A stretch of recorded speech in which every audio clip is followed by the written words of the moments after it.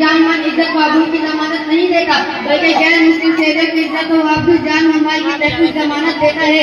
इंसानी जान की इज्जत और उम्मत पर इस्लाम तालीमात किस कदर जोर किया गया है, इसका अंदाजा इस बात से लगाया जा सकता है कि दौरान जंग में भी गैर जंगी लोगों को इस्लाम में कत्ल आम की इजाजत नहीं देता। मैदान जंग में दुश्मनों के बच्चों को कत्ल आम की इजाजत नहीं देता। औरतों, ज़ईफ़ों, कमजोरों और बीमारों को कत्ल आम की इजाजत नहीं देता। आप किस जाविया से मज़हब इस्लाम को देखना चाहते हैं, किस अंदाज से जायजा लेना चाहते हैं? सुनिए, हथियार डालने वाले, घरों में बंद हो जाने वाले, ये किसके अमल में आ जाने वाले लोगों को भी इस्लाम में कत्ल की इजाजत नहीं देता। इबादत गाहों, इमारतों, बाजारों, यहाँ तक कि खेतों, फसलों और दरख्तों को भी तबाह करने की इस्लाम इजाजत नहीं देता। एक मुकम्मल निज़ाम है जो हर दौर और हर जमाने में इसका इस्तेमाल हासिल किया जा सकता है।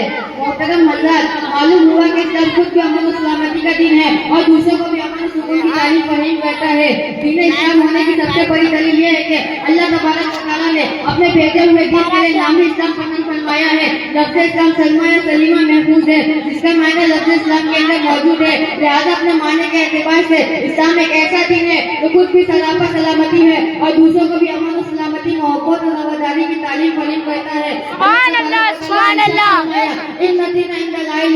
बेशक दिन अल्लाह के नजदीक इस्लामी है। और दूसरे मकाम पर मेरे आगे सूरह आलम आयत नंबर 3 में इरशाद फरमाते हैं, वज़रतुम लकुमुल इस्लाम दीना, और तुम्हारे लिए इस्लाम को बेहतर दीन यानी मुकम्मल निज़ाम की हयात की हैसियत से पसंद कर लिया है।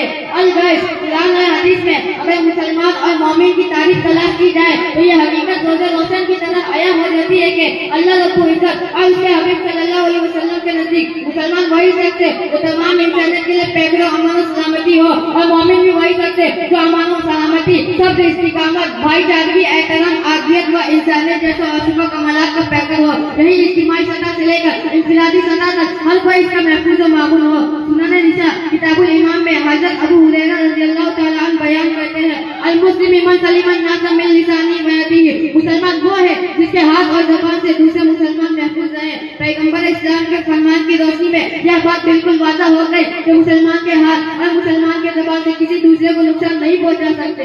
तवज्जो चाहूंगा, किसी को नुकसान पहुंचाने के लिए दो चीजें अहम हैं, एक हाथ और दूसरा ज़बान।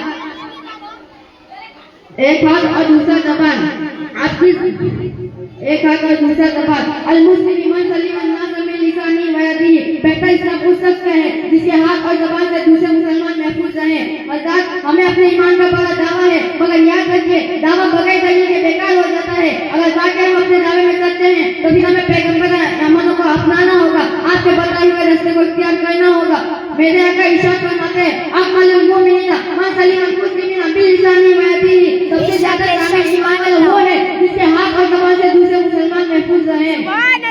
दूसरे मकाम पर मेरे आका इस हकीकत को वाज़ह के साथ बयान करते हैं, एक मुसलमान दूसरे मुसलमान का भाई है, वो तो ना उसके जुल्म कहता है, ना ही उसे जलील कहता है, ना ही उसे हावी समझता है। तक़वा और परहेज़गारी ये है कि अपने अपने सीने अक़दस की तरफ 3 मरतबा इशारा फरमाया। किस मुसलमान के लिए इतनी बुराई काफी है कि वो अपने किसी मुसलमान भाई को हावी समझे। एक मुसलमान दूसरे मुसलमान का खून, उसका माल, उसकी इज्जत और आबरू सब कुछ हराम है।